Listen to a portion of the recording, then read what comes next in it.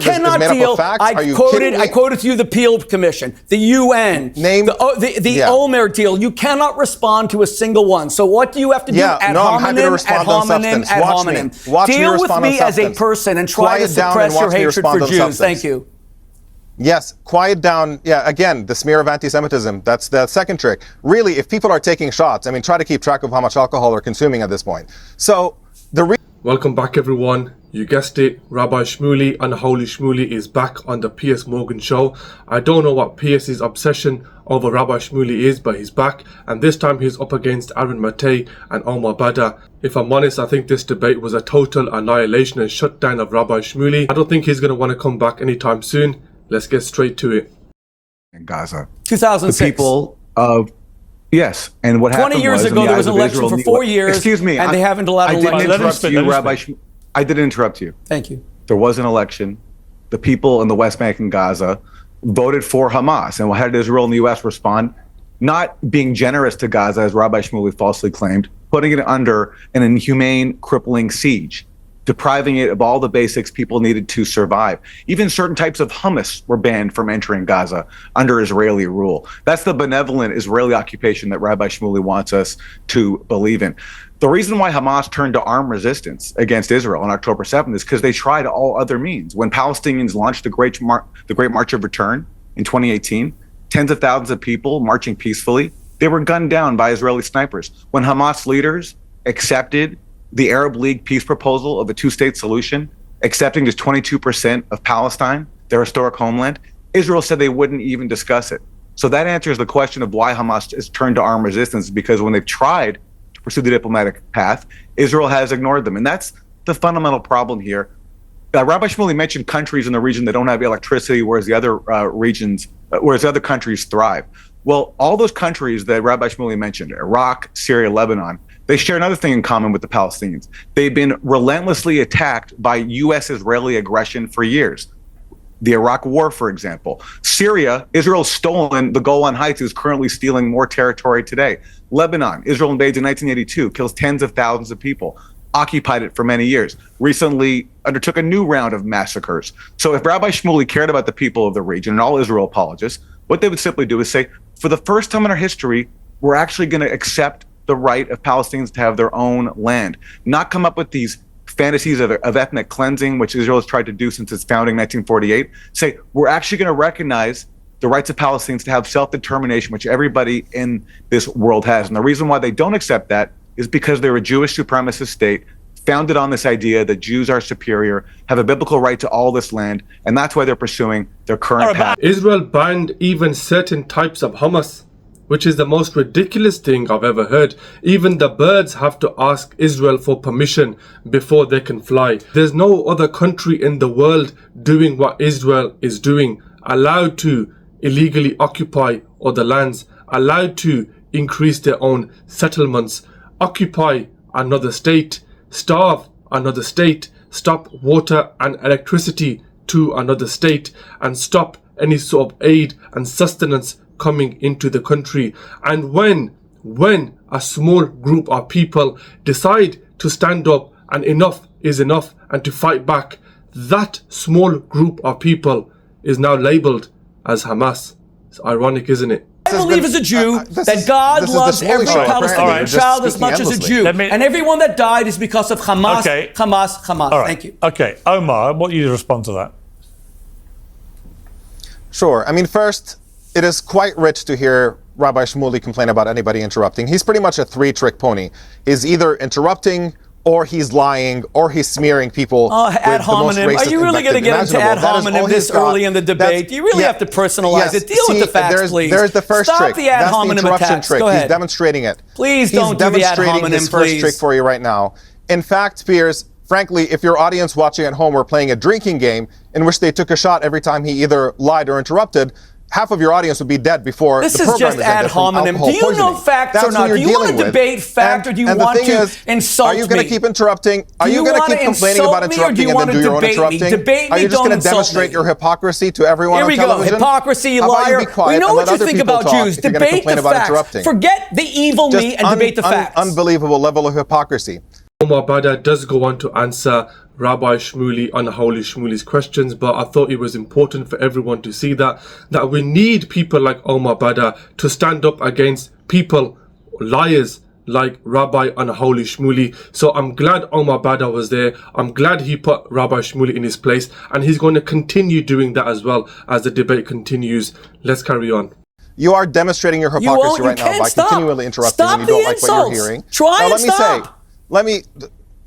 I'll set the insults if that's even possible with dealing with people like you. Now, Rabbi Schmuley actually fully understands that the reason why there's no electricity in Gaza is because Israel. Can you be quiet? Can you be quiet and let me finish what I have to say?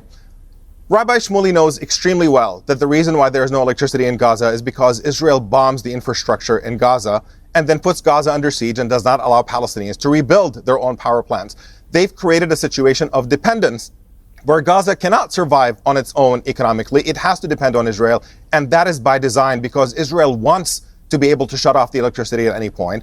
Rabbi Schmuley knows this, but he tries to play on the uninformed audiences. He takes them for fools and hopes that they won't be able to see through the idiocy that he's actually demonstrating right now. So now I'm an idiot. Anybody with a functioning Come on, any brain other insults? will understand Have you very got a well thesaurus that in the front of reason you? why Gaza is not free is because Israel prevents it Google from being more free. personal insults. You can't deal with a single historical fact that I said, so you've called me an idiot, hypocrite, a liar. Let me tell you something. See, this is what we call classic anti-Semitism. You think your narrative is made up of facts? Are you kidding me? I quoted to you the Peel Commission, the UN, the Omar deal. You cannot respond to a single one. So what do you have to do? Ad hominem.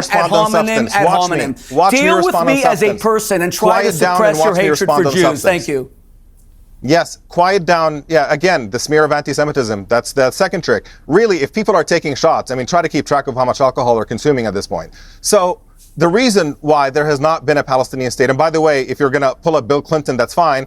By all means, why don't you try pulling up Jimmy Carter, who's been very clear about the fact that the reason why there has not been a resolution to this conflict is because Israel insists on maintaining an illegal occupation of the Palestinian territories and denies Palestinians any freedom. And so you hear Schmuley here claiming that Israel allows Palestinians to be completely free and have full rights, but that is belied by every single major human rights organization in the entire world. And so Schmuley was basically saying that you have to believe him and Israeli propagandists when it comes to the issue of human rights, instead of believing our own eyes, instead of believing major human rights organizations, and actually documented facts of what is unfolding on the ground. And that is that Palestinians have no freedom, no dignity, no opportunity, all due to Israel squeezing them under a brutal occupation and looking for ways to get rid of them. That is at the core of the so-called conflict. So Omar Baddar sharing some key information and facts there, but I just want to highlight that we're talking about history and we're talking about Israel. Let's not forget, and I'm going to bang on about this in my future videos as well, that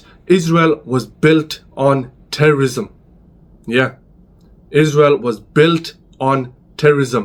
1946, the King David Hotel bombing. Who was that done by?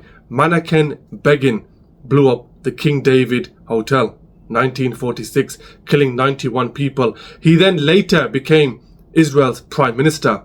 He then later won the Nobel Peace Prize. Menachem Begin's successor was also a convicted terrorist. I urge all of you guys to Google this information. It's all on the internet. These are convicted terrorists who moved into Israeli government, who are now running Israel. My question, and I think it's a perfectly good one from Rabbi Schmuley there, is Hamas were given billions of dollars. Over 6 billion it's reported to have been given. And they could have gone one of many ways, right, with that money. They could have built a more prosperous Gaza if they wanted to. But instead they spent or squandered that money on effectively building a terror network amongst the civilian population and then unleashing hell on October the 7th against the people of Israel. What they didn't do was make Gaza self-sufficient for energy or water or anything else. And my question would be, well, why didn't they? And as a result of that, what's your view of what's now happened? Well, my answer is they were not allowed to. Israel subjected Gaza under Hamas's control to a criminal blockade, preventing the very reconstruction materials that Gaza would need to build the electricity. They bombed Gaza's power plants, took it offline. They've destroyed the water infrastructure well before October 7th.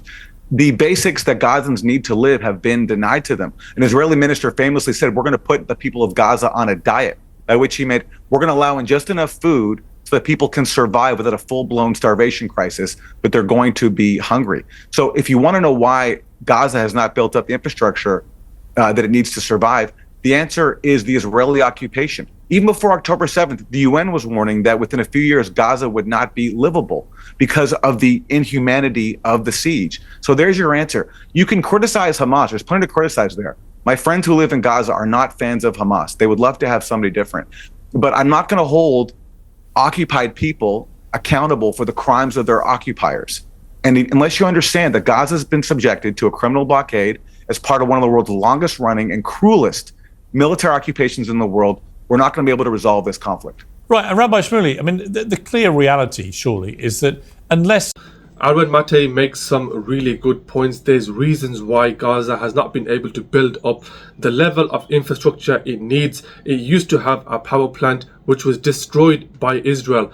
Other countries have invested billions of dollars in Gaza, which is true, and that is a fact. However, Gaza and Palestine has been under constant occupation, constant pressure from the occupier. Israel has bombarded Gaza for decades. Palestine and Gaza has always been in a state of development. Always. Anyway guys, I hope you enjoyed the video. Support me by liking and subscribing, and I'll see you in my next video. Peace out.